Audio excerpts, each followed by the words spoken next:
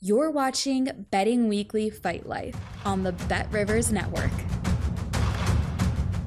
Welcome to Betting Weekly Fight Life. I'm your host, Kyle Andrew, joined once again by resident fight expert Paul Hughes. Paul, we are into, I don't even know what to call this season, but how about every fight coming up is going to be great? Every card is fantastic. Just about every card is a banger. What do you think? Yeah, we've got a great season ahead. I mean, obviously look at this card, one of the best pay-per-views of the year, and then coming up we've got another banger pay-per-view, some really good fight nights heading up. So yeah, we're at the pinnacle of the UFC. Yeah, we've been all looking forward to this fall slate for quite a while now. Kicking it off this weekend in Las Vegas, the home of MMA, the home of UFC, I guess. Just two title fights that are both fantastic. The rest of the main card, all great fights, potentially lots of action, potentially lots of movement in divisions, and even an undercard that's great. On a weekend in which there's a great PFL card, there's UFC 320 Saturday. So much going on in the fight game. Why don't we hop right into the main event for this weekend? A rematch and an intriguing one, Magomed Ankalaev versus Alex Pereira. We saw these guys go at it. I can't remember the exact date of the first fight. Lots of conversation afterwards as Ankalaev took Pereira's belt, and a lot of conversation leading into this as to whether or not Pereira, as a pretty substantial underdog here, as the odds show, can take it back. Yeah, and I think that's fine. Pereira being at this price, I think this is probably what I had at the first time, and you get Ankalaev near even money the first time. I think that was it was an insane gift, and I think this fight's going to be playing out pretty similar. One thing I mentioned, what'll come out on the Insider Watch, will be out the time this gets posted later on today, that when you fight Pereira once, he's not versatile enough to really mix it up so that you have to expect something different the second time. He's always going to be looking for the left hook. He's going to be beating up your legs. He can't just go and shoot double legs and then try and cut through your guard. And so he's not going to do anything like that. He's not going to get control time. He knows his X's and Y's, and he's a kickboxer at the end of the day. And he's came to MMA and he's had some competition where they fed him to other people who are going to stand up with him. And now he's fighting someone who pressures with the wrestling, and you saw him kind of breaking in the last fight. I mean, Ankalaev hurt him, and he outboxed him because of the threat of the takedown. Pereira was so worried, and a big worry I have for Pereira going into this fight is if he thinks, I handled the takedowns last time, and he's not drilling them again as intense as he would. I think Ankalaev's going to see the adjustments he needs to make in the wrestling game, and he's just going to take him down, and it's going to be even more dominant than the first fight. But I know a lot of people were saying that it was a close first fight. I think rewatching it wasn't really. I think it was pretty clear Ankalaev, but yeah, I think at the current prices, I think it seemed pretty fair. I agree with what you just said there. It almost seemed like an anomaly that he scored so few takedowns on Pereira, who's not. He got zero. Yeah, zero on so many attempts. That will not happen again. And I think a huge part of that was Ankalaev wisely understanding the power he would be walking into in that. But I think now that he's tasted it a little bit, and I think he's going to, as you say, he's going to adjust the game and find ways to get him down. And once he's down, Ankalaev will hold Pereira down unless Alex has made incredible strides in his ground game since we last saw him on the ground for any extensive period. That part of the match will be completely one-sided, and it could end there. But to me, a lot of betting on this one is trying to decide how much you believe to the extent that Alex was injured in the first fight. We know he did have injuries going in. We know he wasn't at his best.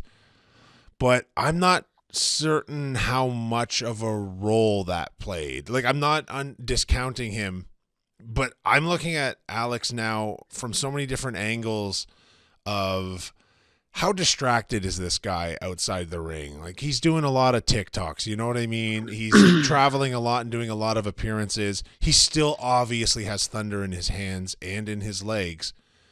But so does Ankalaev, not to the same extent, but he's got all the rest of this game built up around. And I agree. I don't think this line is unfair at all. That's a great point when he's talking about Pereira doing the other things. He's doing movies, he's doing TikTok, he's doing YouTubes, he's doing on world tours where he's going and like visiting like different countries and people. And then Ankalaev, he's going back to the chopping board. You know that he's doing nothing in his spare time. He's just going to be training. Yeah. He's just going to be training and ready for this fight, and he dedicates his life to it. And he's so disciplined. I mean, like ever since that Paul Craig fight, what he mentioned, what it did to him. Like mentally and what it did to his focus. I mean, he's been a different animal and he's proved it. And I think he's probably one of the greatest light heavyweights of all time. And I think he's going to beat Pereira again. I think he's going to outbox him. I think he's going to land takedowns, and I think he's probably going to finish Alex. I mean, Pereira's only getting older, and he doesn't have that great of a chin anyways. I mean, he got hurt by Ankalaev in the first fight. He got almost finished bad by Izzy in their first fight and got saved by the bell. He got saved by the bell in the Ankalaev fight. And then Izzy slept him bad as well. Like, he's not like, he's been finished in the kickboxing scene. Like, he's not some someone with like a great train. I mean, Khalil wobbled him too, pretty big. I can't remember if he dropped, but he wobbled him bad. I mean, he gets hurt by most people if it gets extended. So I think Ankalaev's going to hurt him at some point, and I think this time, Pereira taking more damage. He's 38 years old. The chin obviously weakens with age. It's just something that happens. It's just, you can't do anything about that.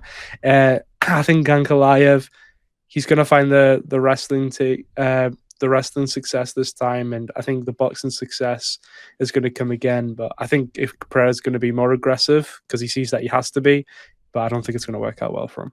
Yeah, I think Pereira will be more aggressive, not just because he sees it. I think that's got to be the game plan. And let's give him the benefit of the doubt that he was injured and wasn't at his best in the first fight. Well, we'll see him more aggressive just from that alone.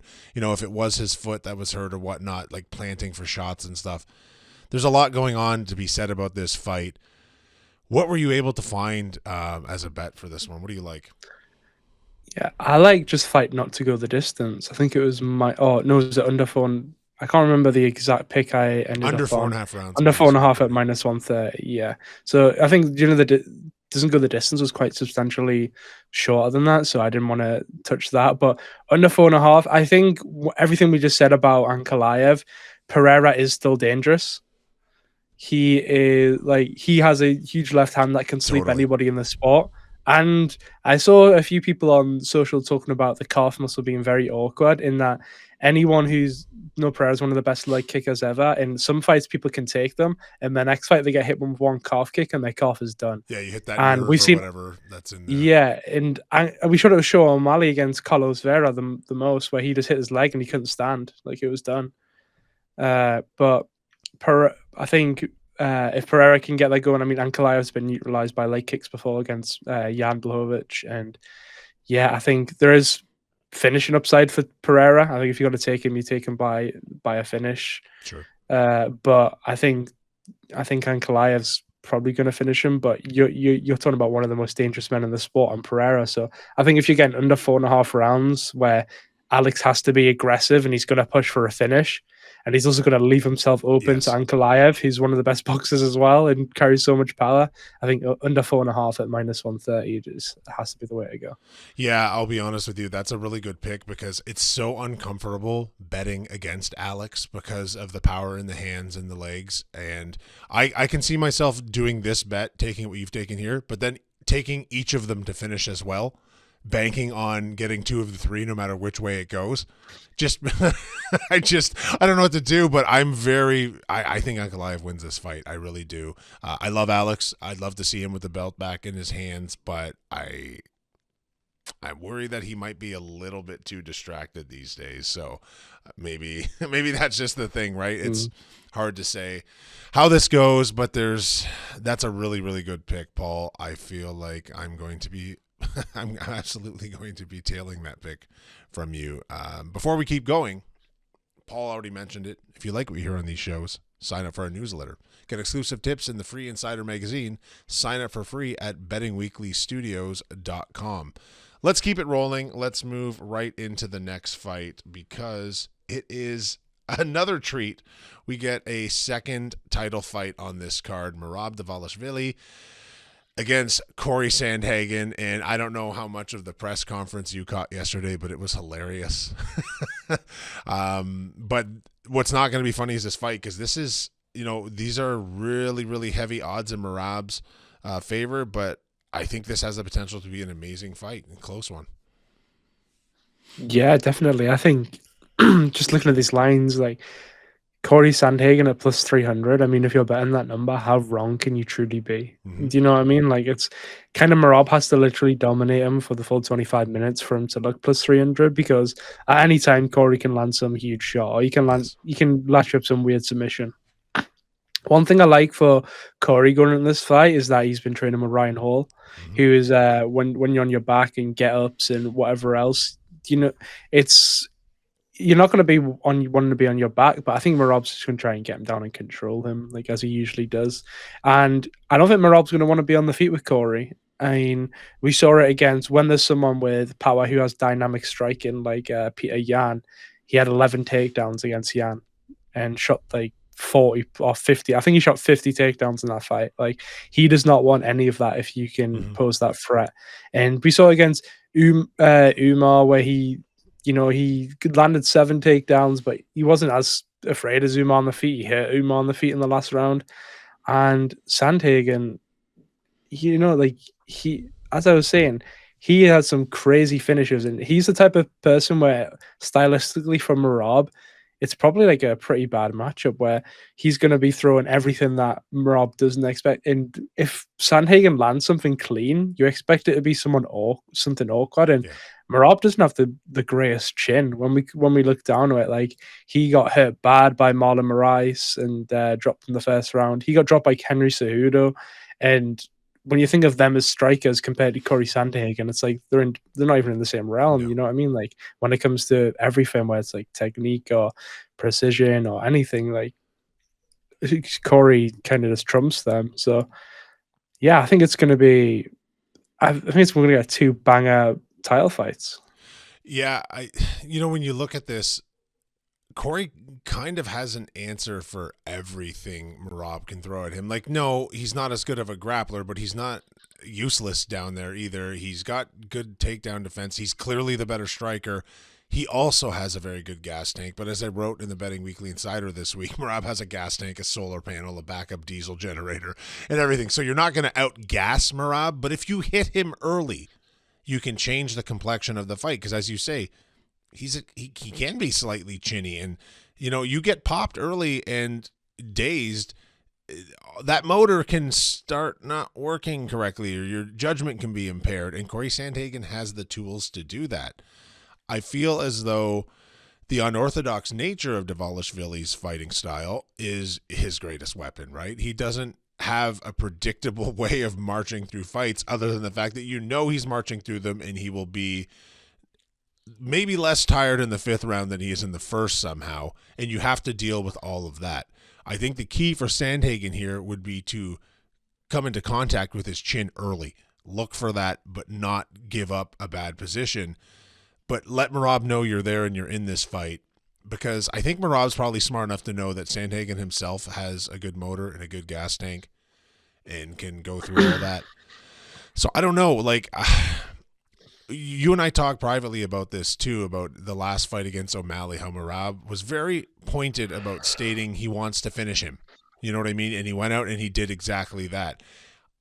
I feel as though Merab's at a place right now where he understands that he's on the precipice of being considered one of the greatest ever in this division. But in order to do that, people often analyze how you win fights as opposed to how many you win. And I think for him, if that is the goal now, and it probably should be, because he is definitely the cream of the crop in this division, I think he's going to start hunting finishes more. He's going to look to take the back and choke instead of just holding a guy down, or he's going to look to do a little bit more work with his hands and his feet. And I think for Sandhagen, that is the path here. I don't think it's a good idea to go into a 5-round fight with Merab Dvalishvili and go, you know what, I'm going to win this 48-47. I just don't. That's not a good game plan, because look what Umar did, right? You win the first 2 rounds and then the gas tank just takes over. And that's how it was. And Merab was like, that was short notice, and Merab wasn't 100% in that fight, and that was his quote unquote greatest competition to date. So this has the potential to be a banger, and Sandhagen has the potential to pull off a big upset here, I think. Yeah, I agree. I think plus 300 in Sandhagen, as we said before, you can't be too wrong. I think it's pretty good price just on the money lines. Rob has been talking about wanting to finish, and apparently, I've been watching a few things this week, and apparently there's like stories about him just in the gym and just like being like, he is still improving more than he ever has, and still like finishing people in just like exchanges he hasn't before, and everyone's like, what's going on? What's like, do you know what I mean? Like this guy's so determined. Like, did you hear the story about DC where he turned up to his house the day after he won the belt, and then like, I think it was like the Sunday morning after he won on the Saturday, and Merab was out on like a 12-mile run or something. Like he was just already training like after he just like something crazy. He just like, won like less than 24 hours earlier. Like he's so dedicated. It wouldn't surprise me if he comes out and looks better than he ever has before, because he keeps impressing in every fight. But the way I think I like this is the Merab over takedown angle. Okay. It's over 6.5, and what we saw when he fought Peter Yan, he did not want anything of Yan on the feet, and he just pushed those takedowns relentlessly. Yeah. And I think Yan is a better defensive wrestler than Sandhagen, and he still managed to get 11 on Peter Yan. And I think Sandhagen has got good get-ups as well, and he's gonna throw something up off bottom that he's learned with Ryan, or like some random leg lock or something, and Rob's gonna be like, I'm just gonna get up, and then he's gonna take him straight back down and try and control. And I think this line could like come up by like the second round. It could be something like incredible, because as soon as Sandhagen throws something unorthodox and even comes close to Merab, he's gonna be like, I don't want anything to do with that. This is gonna be the rest of the fight. I'm going to be pushing you. But again, I think this could be like a late finish type of fight as well, like where Merab's he's kind of destroyed ragdolled Sandhagen for 3 rounds, and then Sandhagen throws like a flying knee up the middle or something, or Merab takes him down and he tries to do something goofy to try and get back up, and Merab latches in some sort of choke, or kind of just gets position and starts like laying down on him, because Sandhagen, that's the thing I think we mentioned, where he's not going to accept that he's just lost his opportunity after being down 3 rounds on the scorecards. He's going to go for broke, Sandhagen. And that's something where I like with him. So if he's down 3 rounds or down 4 rounds, he knows that he needs to finish in the 5th round. I expect it to be quite a cagey fight for people who are parlaying fight goes the distance. So yeah, I'd much rather be on the other side of that as well. But I think Merab's going to be pushing those takedowns. 7 against Umar, who's a better defensive wrestler than Cory as well, and 11 against Yan. And I mean, the Umar one, he's not as dangerous as Cory on the feet as well, and he still pushed for 7 takedowns. So yeah, I think this line's pretty generous from Bet Rivers. I think so too. That's generous is the word, because this is literally Merab's path. Everything you just stated about how this fight is likely to go, he's going to be realizing very early on that he doesn't really want to stand and bang with Cory, unless he's made such substantial progress we haven't seen yet. I don't think that's a very good idea. Cory Sandhagen is an absolute weapon on the feet, and Merab will identify that early, and he'll try and bring the fight to the ground. Whether or not he can hunt a submission from down there, I'm not so sure, but I think we're going to see it repeatedly moving to the ground, and that's just what we're in for. Let's move on to the next fight, which, wow, I think this one's going to be very boring. I expect to see precious little action, and probably just 2 men mostly interested in holding each other up against the cage for 3 rounds. What do you think? Yeah, 2 very boring fighters for the entire crowd, didn't throw a lot of strikes and that. Oh, obviously kidding. We've got probably the fight of the night. It's going to be probably one of the best fights we're going to see of the card of the year. We have Jiří Procházka and Khalil Rountree Jr. I mean, the thing I watch tape, and then I go back, and then I like this angle, then I like this angle, but all I've realized during the tape is that Jiří's so like he's just the goat, man. Like he so like great. he kind of dies every fight, and then he just ends up killing you every fight. Like, I'm convinced at this point he's actually not a UFC and mixed martial arts fighter. I think he's a video game character that we've been blessed with, and we just need to enjoy him as long as possible. Potentially, I wouldn't rule it out. It's this is a tough one to call though. Like, and it's one of those fights too. It's very easy to like both of these guys. They're both fantastic characters in additions to the UFC. But Yuri's a fairly heavy favorite here. Do you think that's deserved? Because we've seen him lose a lot lately. Yeah, I don't really like. I think if you're taking a money line, you take Khalil. Honestly, I mean, I don't like any of these in the money line side, especially. But Khalil at plus 165. I mean, every single person hurts Yuri. That's his thing at this point. He's been dropped or hurt by every single person he fights, and Khalil's dangerous as anyone he's fought. So Khalil's probably going to hurt him at some point. Yeah. The thing is that Yuri builds into fights, Yes. which is kind of unusual for a light heavyweight. They kind of start early and maybe tire out, but Yuri kind of builds. And when it comes to round 2, round 3, he puts hurt on people like they've never seen. Like what happened to Rakic? Rakic almost finished Yuri like 8 times in the first round, and then eventually Yuri just Yuri'd him. And finished. That's what he did. And then he did the same again. He did the same in multiple fights. Like it's just what he does. You know what I mean? Like he breaks people the strike, and you never see what's coming. I mean, the same with Jamal Hill. Jamal Hill, I think he won did he win the first round? And then Yuri kind of just went, okay, I'm just going to finish you now, and just kind of took over. And in that third round, we've seen it. I mean, I would like to look at something with Yuri late, probably. I think Khalil's probably can take a bit of a beating, as we've seen against Pereira. But I think Procházka's, he throws strikes from all different. It's a lot less telegraphed than Pereira, which I think is going to be more beneficial to him against Khalil. But honestly, I don't really. I'm struggling to see how this fight's going to go. I think Yuri KO can't be bad. Like, he's going to go for broke as long as he's there. He's going to push everything, and maybe he comes in with this added head movement he's talked about, and he's able not to get hurt. So Well, I was going to actually say, I did notice in the Jamal Hill fight, he was moving his head a little bit more. He was leaving it. Okay, calling it head movement versus, let's say he left it less on a T. Like, he was moving differently from a defensive point of view. But how well that will translate here. It's hard for me after watching the beating Rountree took from Pereira to ever see him being finished. You know what I mean? From that sense of, like, if you can take all of that from Alex, but how much of a toll did that play? I don't know. This is a sit back and enjoy for me, I think.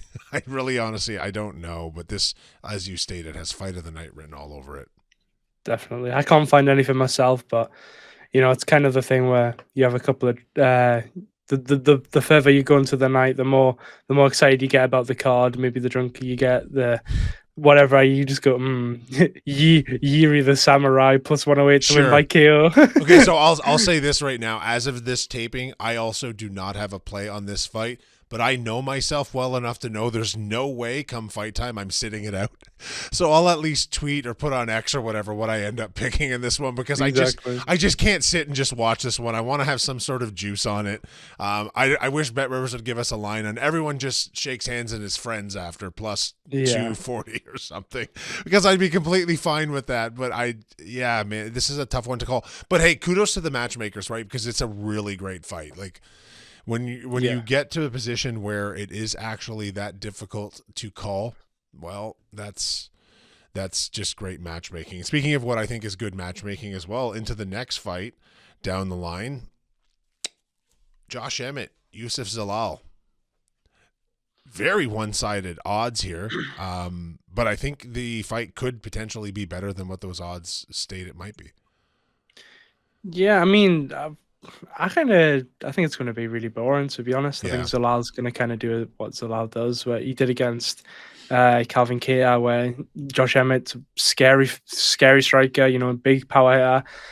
I think Zalal's going to go in there, he's going to hit and not get hit, and he's going to win a boring decision. But to be honest, that's probably the most likely outcome. I mean, you can see Zalal minus 157 for decision, so that kind of speaks to that. But things for Emmett on the positive side, he's training with TJ Dillashaw for this fight. TJ popped for a couple of things in his career, and Emmett currently said that he's in the best shape of his career.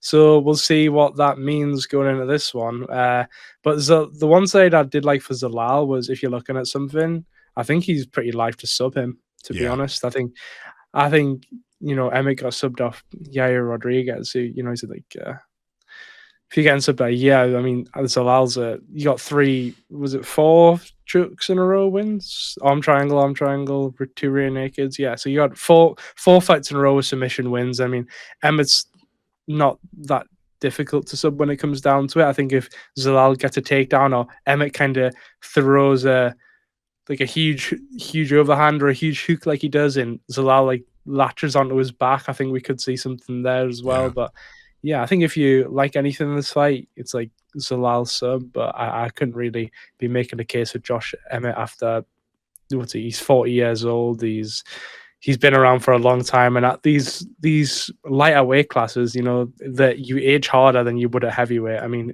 a 40-year-old heavyweight versus a 40-year-old featherweight. Just a spring chicken in the heavyweight division. Exactly. So yeah, I think Zalal's probably just going to win this. So I think the reason that I think this fight has good potential here is actually for some of the reasons you just stated. I think Josh Emmett, he's got to kind of know this is maybe his last crack for main cards, right? So he's going to come out swinging, which is going to leave him open. I think Youssef Zalal, he likes a decision. Obviously, the odds show that.